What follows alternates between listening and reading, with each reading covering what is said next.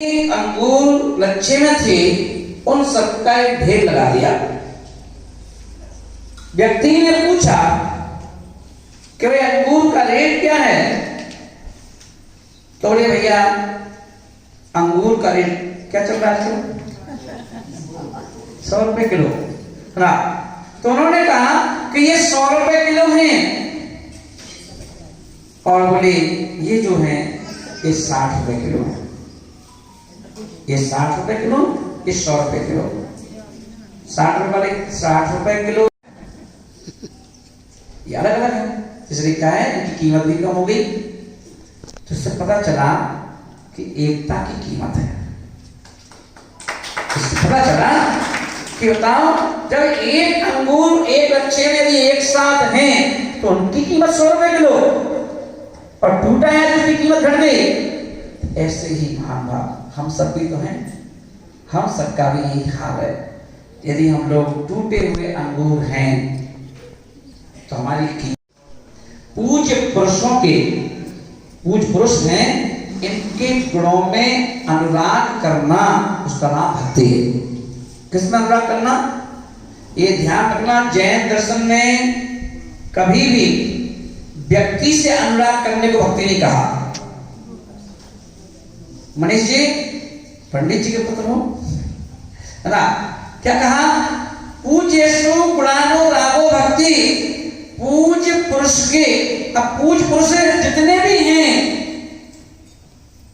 महावीर से लेके आदिनाथ तक, आदिनाथ से लेके महावीर तक, है ना? चाहे वो अरहंत हो, सिद्ध हो, आचार्य हो, उपाध्याय हो, साधु हो। पंडित जी 5 परमेश्वरी हैं, और 5वां जो परमेश्वरी है पूज्य पुरुष है। अब इन पूज्य पुरुष में क्या करना है? इनके गुणों में अनुराग करना है। जिनमें जो गुण दिखें, जिस दुकान में जहां गुण दिखाई देते हैं, उस दुकान से गुण खरीद लाते हैं, उन गुणों को खरीद लेते हैं, परचेस कर लेते हैं और गुणवान बन जाते हैं। इसलिए आचार्य ने कहा कि क्या करो ना, पूज्येषु गुणानुरागो भक्ति। गुणों में अनुराग करो। और वो जो अनुराग है, अनुराग की परिभाषा कितनी सुंदर दी। और एक अनु यानी निकट, अनु मीन्स निकट। और एक राग, जो राग हमें अपनी आत्मा के निकट ले जाए वो अनुराग है। जो राग हमें अपनी आत्मा के निकट ले जाए वो अनुराग है ना। इसलिए कहा कि ऐसा अनुराग करो जो भगवान की भक्ति करते करते क्या करते, तुम्हें भी भगवान बना दे। ऐसे सिद्धों की भक्ति एक नहीं, अनंत। तीर्थंकर तो 24 और का समय पीरियड फिक्स है। हुंडा और सर्पणी काल खत्म होते ही आदिनाथ और महावीर को सब भूल जाएंगे। फिर जो नई 24वीं उत्पन्न होगी, प्रथम तीर्थंकर होंगे, लोग उनको याद करेंगे। तो यहां होने की व्यक्ति का शासन नहीं चलता, शासन सबके खत्म हो जाते हैं। एक टाइम पीरियड तक सबका शासन रहता है। इसलिए आचार्यों ने कहा शासन के चक्कर में पड़ना, सिद्धांतों के चक्कर में पड़ना, आसन के चक्कर में न पड़ना, और पढ़ना ही है तो आत्मानुशासन के चक्कर में पड़ना। आत्मानुशासन, बोले आत्मा पर अनुशासन करो। सीखना है, क्या सीखो कि आत्मा पे अनुशासन कैसे करना है। First self control, then discipline. पहले क्या करो? कंट्रोल करना है। अगर दुनिया पर, परिवार पर, घर में, तो पहले सेल्फ कंट्रोल, अपने आप को कंट्रोल में करिए। जो व्यक्ति अपने आप को कंट्रोल में कर लेता है वो पूरे परिवार की बागडोर को अच्छे से संभाल लेता है। और जो अपने आप को कंट्रोल में नहीं करता है, घर के सारे फैमिली मेंबर अलग अलग भागते हैं। जिसे कहा कि आप फर्स्ट सेल्फ कंट्रोल। तो यहाँ अपने आप को कंट्रोल करने की आदत डालना, उसका नाम भक्ति है। देखते बन कह दिया भैया एक काम करो, ये मुकुट पहन लो, मुकुट पहन के रहना। देखिए इस मुकुट के पीछे बड़ा कारण छिपे हुए हैं। जो मनुष्य हैं, हम लोग क्या हैं? मनुष्य। और मुकुट कौन पहनता है? देव। और बिना देवों के कोई भक्ति होती नहीं। और यही कारण है कि पंच कल्याणक में सौदरमित्र जी विवाद होने लगता है, भगवान की पालकी कौन उठाएगा। देवता कहते हैं हम उठाएंगे, मनुष्य कहते हैं हम उठाएंगे। देवता कहते हैं कि मैंने इतनी सेवा की, पैदा नहीं हुए थे भगवान, उसके 6 महीने पहले से हमने रत्नों की वर्षा प्रारंभ कर दी थी। एक दिन में 14 करोड़ रत्नों की वर्षा की, एक टाइम में 3.5 करोड़ रत्नों की वर्षा की। उसके पश्चात भगवान गर्भ में आ गए, तो 9 महीने फिर हमने रत्नों की वर्षा की। भगवान पैदा हुए तो उन्हें हम कहां ले गए, सुमेरु पर्वत पर ले गए, और वहां का अभिषेक 1008 कलशों से अभिषेक करके आए, और हर समय की सेवा में तत्पर रहे। आपने क्या किया? बोले आपने क्या किया? इसलिए पालकी हम उठाएंगे। पूछा गया भैया पालकी कौन उठाएगा, नागी राय जी बताइए। तो उन्होंने क्या कहा, सेवा तो पूरी इसमें नो डाउट देवताओं ने की है, सौदर ने की है, मगर चतुर्थ प्रस्थान वर्ती होने से संयम को धारण नहीं कर सकते, और संयम को धारण मनुष्य लोग ही कर सकते हैं। जो मनुष्य लोग हैं, तो हम लोग श्रेष्ठ किस चीज में हैं? श्रेष्ठ इसमें है कि संयम को धारण कर सकते, कहा सकते कैन का उपयोग किया गया, कर सकते हैं, इसलिए पालकी ये उठाएंगे। सोचो, सिर्फ सकते में ही हमें पालकी उठाने को मिल गई, और नहीं तो भगवान का अभिषेक करने का अधिकार भी हमको नहीं दिया गया। भक्ति का किसको दिया भक्ति करने का मौका? सौधर्म। जब भी कोई विधान हो तो सौधर्म, कोई पंचकल्याणक हो तो सौधर्म, ना बिना सौधर्म के कोई कार्य आगे प्रारंभ नहीं होता। तो लेकिन बिना, कभी देवता ही करेंगे, बोले अभिषेक कौन करेगा? बोले देवता। और जब भी आप मनुष्य लोग रोजाना जो अभिषेक करते हो, उसमें भी आप अपने आप को पहले सौधर्म बनाते हो।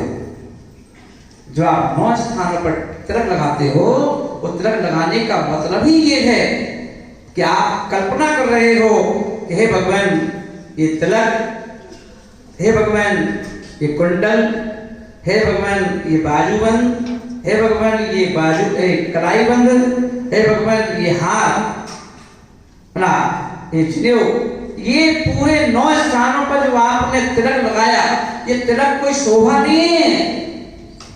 ये ध्यान रखना, ये बाएं पर बाहों पे आपने जो तिलक लगाया है, इसका मतलब क्या है? कोई शोभा शोएब नहीं करने में आपकी, आप सुंदर हो। ये कलाई बंद है, ये बाजू बंद है, ये तिलक है। कान में लगाने का मतलब कोई ऐसा नहीं कि मेल सजाना है। कान में लगाने का मतलब है कि भगवान मैंने ये हीरे पन्नों के 2 कुंडल पहन लिए। श्रृंगार है ये भक्त का, जो भक्त भक्ति करता है उसका ये श्रृंगार है। और फिर श्रृंगार करके अब हम आपकी भक्ति करेंगे।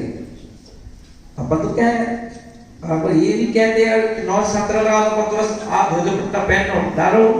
कोई शंकर जी थोड़ी ना है कि उठाया लोटा और ढाल दो, है ना। उसके लिए पूरा श्रृंगार, जैसे कोई महिला, है ना, कितना श्रृंगार करती है, 10-10 हजार का खर्च कर देती है श्रृंगार करने में, है ना। ऐसे ही भगवान के सामने जाकर के श्रृंगार करना है कि भगवान आप महाराजा हैं तो हम भी राजा हैं।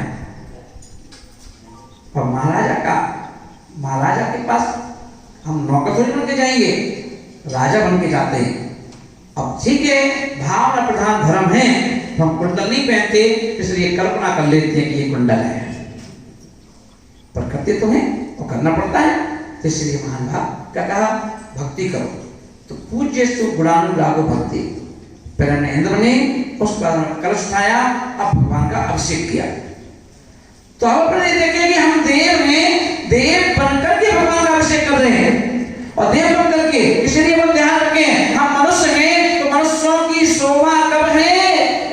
तो मनुष्यों की शोभा तब है, वो कहाँ है शोभा को प्राप्त करने वाले? कितने लोगों की प्रतिमा है? हाथ ऊंचा करना, ये देखो इनकी शोभा है। वो देखो 2 माताएं तीन चार लोगों ने हाथ महिलाओं ने उठाए। ये मंदिर में यदि शोभा है तो इन माताओं से है, इन भैया से है जिनकी प्रतिमाएं हैं। तो ये ध्यान रखना, श्रावक जब तक नहीं कहलाओगे, अरे वो कह जरूर देते हैं आप श्रावक हम साधु, हम दोनों का जोड़ा है। किसी ने पूछा कि जैन समाज अव्वल नंबर की समाज है, अव्वल नंबर की समाज, धनाढ्य है, पैसे में पढ़ी लिखी शिक्षित समाज है, फिर इतना ईगो क्यों है, इतने आपस में खींचतान क्यों है? ना ये सब अंगूर हैं, टूट गए, इन्हें कोई जोड़ने वाला नहीं मिला ना, ये जोड़ने वाला नहीं मिला, इसलिए बिखरे बिखरे हैं। बोले यदि ये सारे रत्न को एक धागे में पिरो दिया जाए तो एक सुंदर नेकलेस बन जाएगा, सुंदर नेकलेस बनेगा। इसलिए आचरण करने की ये ध्यान रखना, श्रावक कब बनेंगे तो जनवाणी कहती है, भगवान महावीर स्वामी कहते हैं श्रावक तब बन सकते हो जब आप कोई प्रतिमा धारण कर लोगे। जब तक आपने प्रतिमा धारण नहीं की, जब तक आप श्रावक नहीं है, आप क्या हैं? ग्रस्त हैं। क्या है आप? गृहस्थ हैं। और ग्रस्त किसे कहते हैं? जो अस्त व्यस्त हो। कैसा हो? अस्त व्यस्त हो, तनावग्रस्त हो, वही ग्रस्त है। श्रावक कभी तनावग्रस्त नहीं होता। पूछो जिन्होंने प्रतिमा ली है, अब पहले ज्यादा आनंद आता था दादाजी, कि अब ज्यादा आनंद आता है, अब ज्यादा आनंद आता है, तो अब श्रावक बन गए हो। और श्रावक व्यक्ति जो होता है उसके अंदर जो शांति होती है वो होती है परिणामों की। दुनिया में सबसे बड़ा तीर्थ कौन सा है माताओं? सबसे बड़ा तीर्थ कौन सा है? अरे बोलो तो मुझसे। सम्मेद शिखर है ना। भगवान आपकी नजर में सम्मेद शिखर है, पर भगवान की नजर में कोई सम्मेद शिखर नहीं है। सबसे बड़ा तीर्थ कौन सा है? सबसे बड़ा तीर्थ है हमारा निर्मल मन। ये बताओ, शिखर जी के पहाड़ पर पासनाथ टॉप पर खड़े हो और मन खराब है, पति ने धर्मशाला में पत्नी को कुछ बोल दिया, गुस्सा कर दिया, भाई देर हो रही थी, पति का जल्दी चलो, और वो श्रृंगार कर रही थी तो थोड़ा देर हो गई, डांट दिया। अब डांट दिया उस पत्नी से पूछो, पासनाथ टॉप पर खड़े होकर के भी क्या तुम्हें पासनाथ टॉप का आनंद आ रहा है? नहीं आ रहा। बोले क्यों? बोले मन खराब। इन्होंने पूरा मन खराब कर दिया सुबह सुबह से, है ना। तो आपकी शिखर जी की यात्रा तो हो गई, पासनाथ टॉप के दर्शन भी हो गए, पर आपको कोई पुण्य मिला क्या? नहीं मिला। बोले क्यों? बोले मन शुद्ध नहीं था। तो जब मन शुद्ध होता है तब शिखर जी का आनंद आता है। इसलिए आचार्यों ने कहा सबसे बड़ा तीर्थ कौन सा है? बोले निर्मल मन ही तीर्थ है। क्या बोल दिया? निर्मल मन ही तीर्थ है। इसलिए मन को निर्मल करो, मन को क्या करो? निर्मल करो ना, तो हमारा तीर्थ बन जाएगा। आइए हम देखते हैं कितने विधान होते हैं। हर 3 अष्टानिकाओं में हम लोग भेड़ चाल हो गई, हमारी भेड़ चाल हो गई। एक तो हम लोग क्या करते हैं? चीटर है। क्या है? चीटर।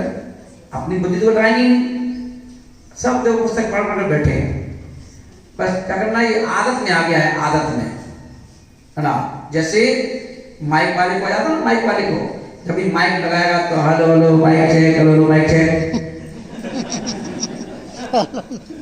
आदत में आता है ना। टीटी है तो उसको भी आदत, एकदम एक माइक वाला ना और एक टीटी की बीवियां आपस में सहेली थी, मिली बाजार में, पूछा कैसे हो? बोले ठीक है।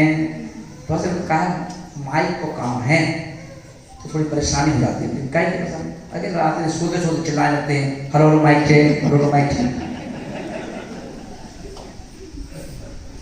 टीटी की बीवी थी तो बेचारी बोली कि अरे तुम्हें हम भी परेशान हैं। क्यों? कि ये रात को सोते में चिल्लाए लगते हैं, तो चलो बहन जी आगे जाओ, सीट नहीं है, आगे जाओ, सीट नहीं है। बोले काम करियो, टीटी जी का इलाज हम बता दे रहे हैं। बोले क्या? तो टीटी जी चिल्लाए, तो चलो आगे जाओ, सीट नहीं है। तो काम करना, 1000 रुपए का नोट उनके हाथ रख देना। अच्छा हाँ, टीटी रात को चिल्लाए, चलो बहन जी आगे जाओ, सीट नहीं है। और 1000 नोट में हाथ रख दिया, उन्होंने उठाया तकिया चद्दर और पलंग के नीचे लेट गए। बोले बहन जी आप बस बस एक पे सो जाओ, 2 पे सो जाएंगे।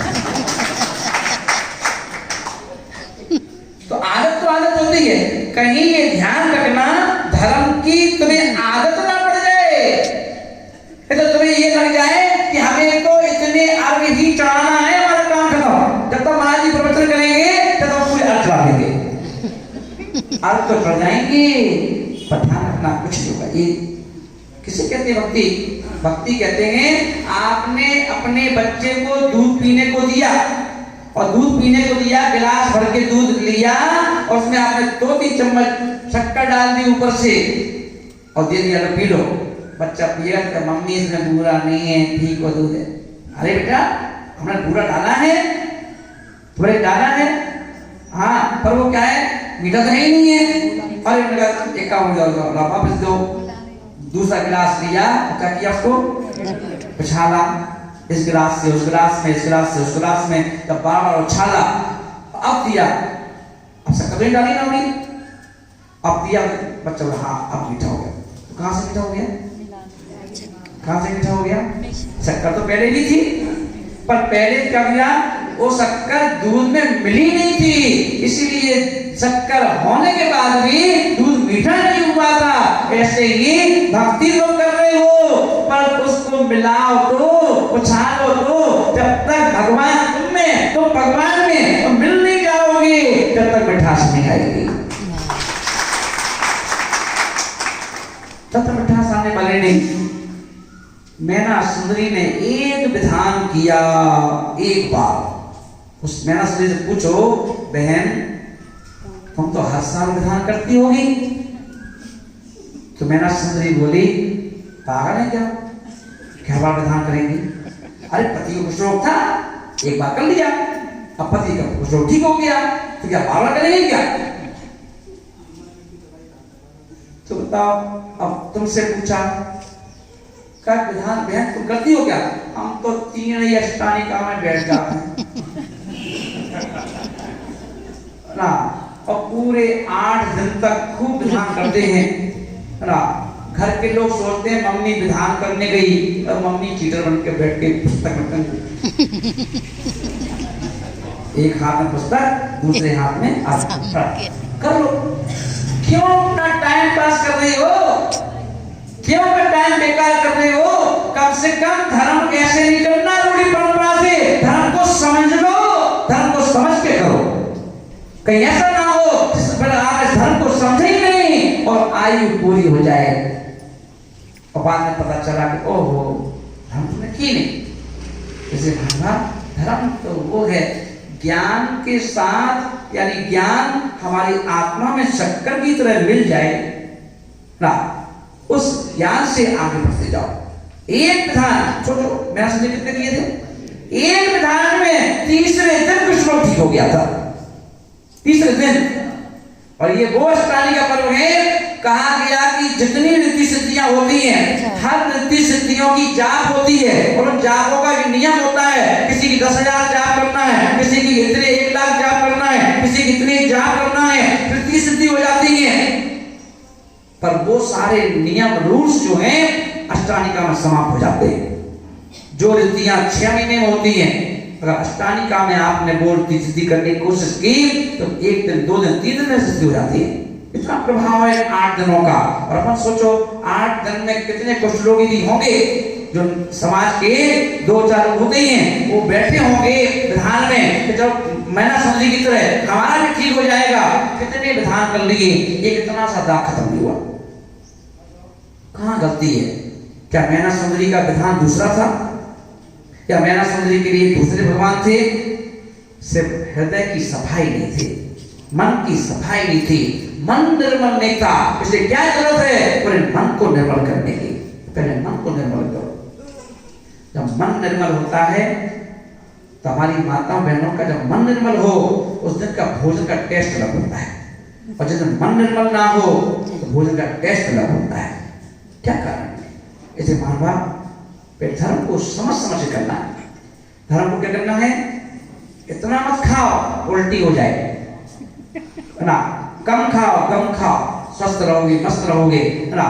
सोच समझ के खाओ, देख के खाओ, क्या खा रहे हो, कितना खा रहे हो, है ना। ये नाप तो होना चाहिए। डाइट का भी एक नियम है, ऐसी भक्ति का भी एक नियम है। क्या भक्ति भी करना है तो कैसे करना है, ये बात है। इसे भाई बहनों, है ना, एक विधान ऐसा कर लो कि तुम भी मेरा सुंदरी की तरह सारी इच्छाएं पूरी कर लो अपनी, ना।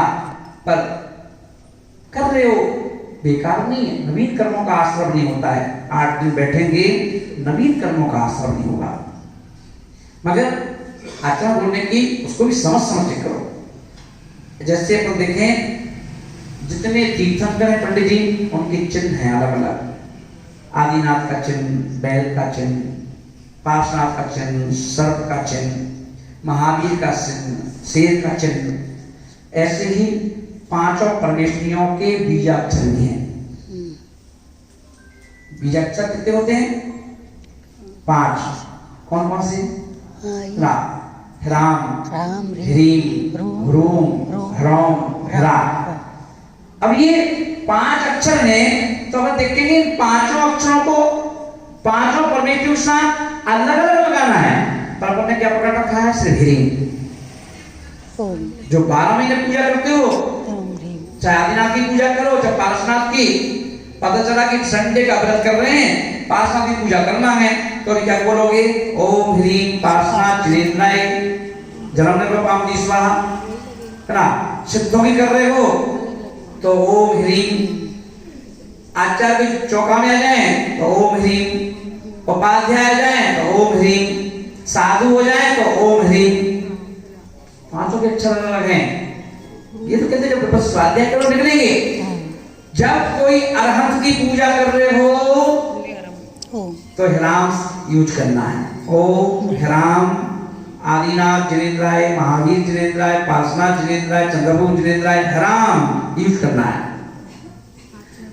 सिद्धों की भक्ति कर रहे हो तो ओम ह्रीम या ह्रीम, है ना। और अपन देखें जब कभी कोई आचार्य परमेश्वरी तुम्हारे चौके में आहार करने आ जाए तो ओम ना ह्राम ना ह्रीम, हुरूम। क्या बोलना वहां पर? हुरूम। ओम हुरूम आचार्य विद्यासागर जी महाराज जिनेन्द्राय जलमनपामि स्वाहा, ऐसे हुरूम। अब उपाध्याय कोई आएगी चौके में तो ह्रौम। ओम ह्रौम उपाध्याय फलाने सागर जी जलमनपामि स्वाहा। और साधु आए मुनिराज तो ओम हेरा, क्या हेरा बोलना? हेरा। ओम हेरा मुनि फलाने सागर जी जलमनपामि स्वाहा। बीजा का करा रहे हैं, तो अपन क्या करते हैं? एक ही घानी में सब तेल निकाल दो। इसी का नाम विवेक है। इसका नाम क्या है? विवेक। मैंने अपने जीवन में एक भी मुर्दा नहीं भूखा, किसी को कंधा नहीं दिया, किसी के पड़ोसी रिश्तेदार किसी के अर्थी में कंधा नहीं दिया, गया नहीं शमशान घाट। जब एक दिन गुरुजी के साथ दीक्षा के बाद चल रहा था, रास्ते में अर्थी निकली, तो मैंने गुरुजी से कहा कि गुरुजी मैंने दीक्षा ले ली, पर उसके पहले मैंने आज तक किसी भी मुर्दे को कंधा नहीं दिया। तो गुरुजी बोले, अरे पगले, तेरा जन्म इन मुर्दों को उठाने के लिए नहीं हुआ। तेरा जन्म मुर्दों को उठाने के लिए नहीं हुआ है। तेरा जन्म तो जो जिंदा है पर वो फिर भी भावों से मरे जा रहे हैं, विचारों से मरे जा रहे हैं, उनमें क्या करना है? उनमें सूर्य मत फूकने के लिए हुआ है।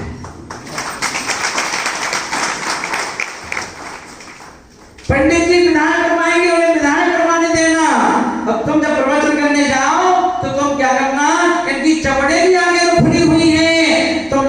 के विवेक की आंखें खोल देना। कौन सी आंख खोल देना? विवेक की। जब विवेक की आंख खुल जाएगी तो ये क्या होगा? पटरी पा जाए। जैसे महाभाव, कौन सी आंख खोलना है? विवेक की आंख। और बिना विवेक की आंख खोले हम मोक्ष जा सकते हैं क्या? नहीं जा सकते। हमें भक्ति का फल मिल सकता है क्या? नहीं मिल सकता। विवेक चाहिए। इसलिए बिना विवेक के तो विवेक चाहिए। विवेक से सहित जो धर्म है वो मोक्ष का हेतु है। जैसे महाभाव, इंदौर की समाज बहुत प्यारी समाज है। मैं इसकी चर्चा ऐसा नहीं, दिल्ली में इससे बड़ी समाज है, क्योंकि यहाँ पर 130 मंदिर हैं, तो दिल्ली में लगभग 350 मंदिर है, और 350 मंदिरों में छोटी भक्ति समाज होगी। और हम लोग तो कुछ भी भक्ति नहीं करते। पहले में जब गया नहीं था दिल्ली, तो लोग कहते थे दिल्ली में क्या है, भक्ति नहीं है, सिर्फ बुंदेलखंड में है, मालवा में है। पर जब वहां जाके देखा तो एक एक मंदिर में 100 पुजारी अभिषेक करते हैं। और जो 100 अभिषेक जो पुजारी अभिषेक करते हैं पंडित जी, वहां पर क्या होता है? 100 पुजारी गांधी जी जब अभिषेक करते हैं तो अटेंडेंस लगती है। अब एक का नाम लिया जाएगा, और जब नाम लिया दद्दू है ही नहीं है, तो अटेंडेंस नहीं लगेगी। तो उन्होंने क्या किया?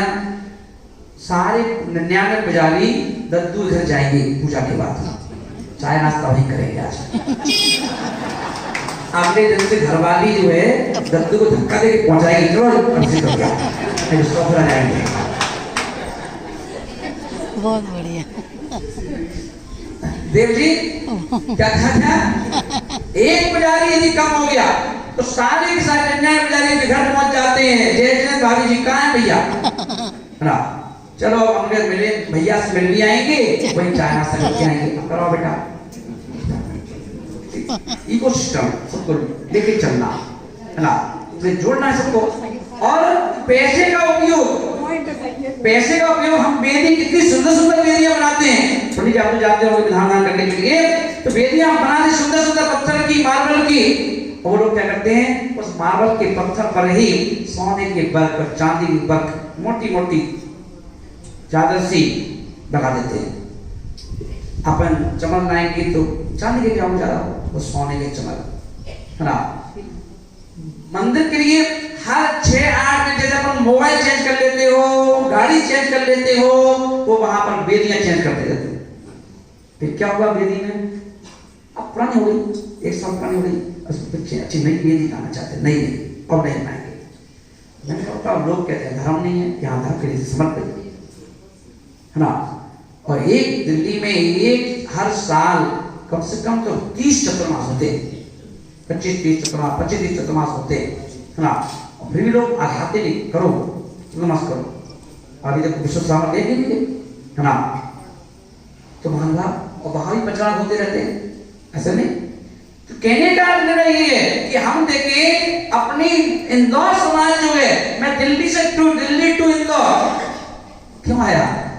दिल्ली टू इंदौर इसलिए आया, मुझे पता चला कि हमारे इंदौर की समाज बहुत अच्छी प्यारी समाज है, स्वच्छ समाज है, फेमस है हमारा इंदौर, स्वच्छ इंदौर कहते हैं ना। साफ सफाई में नंबर 1, या ट्रेन भी चलती है तो नंबर 1 उसको अवार्ड मिलता है। बिल्कुल इंदौर से ट्रेन चली तो साफ शुद्ध है ना।